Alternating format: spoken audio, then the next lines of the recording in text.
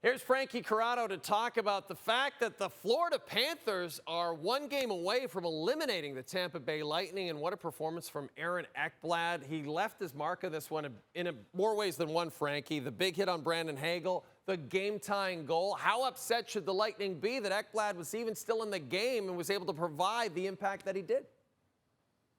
Well, they should be upset for sure, Jay, that he wasn't penalized. Like, at the very minimum, Aaron Ekblad should have been penalized for that hit on Brandon Hagel. Now, what that should be, a 2-minute minor. The thing is, you can call it a 5-minute major, and then you can review it, and then you can rescind it if you want to, or if you think that's appropriate. But the officials deemed that that wasn't necessary, so the play goes on. And so the Tampa Bay Lightning have every right to be upset about that in particular. But Aaron Ekblad, like, this is a guy that missed a lot of hockey down the stretch, and he made a big impact in this game. He's going to score a goal. That doesn't count because it gets called back because the Panthers were offside, but then he's going to find a way to factor in again. He's not deterred. He ties the game up. And, this is a guy that, played a lot of significant minutes for this team last year in the playoffs.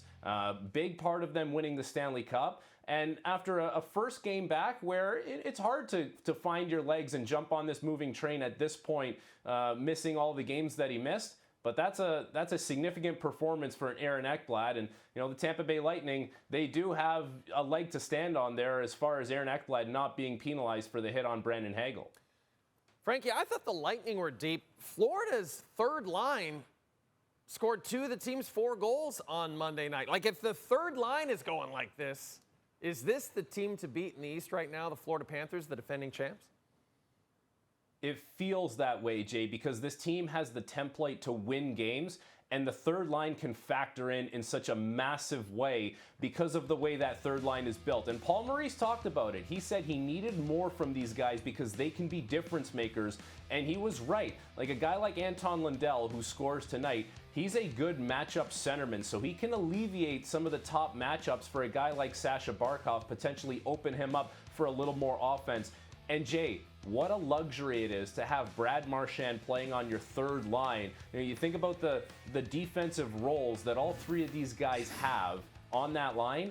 It really embodies what the Florida Panthers do well. They defend well up and down the ice, and they are very difficult to play against. And, that's a line that can do all the things that Paul Maurice wants this team to do and makes them a difficult team to play against. And as far as coming out of the East, the Florida Panthers have not shown any signs of them slowing down. And maybe we would have thought that with all the mileage, all the games played.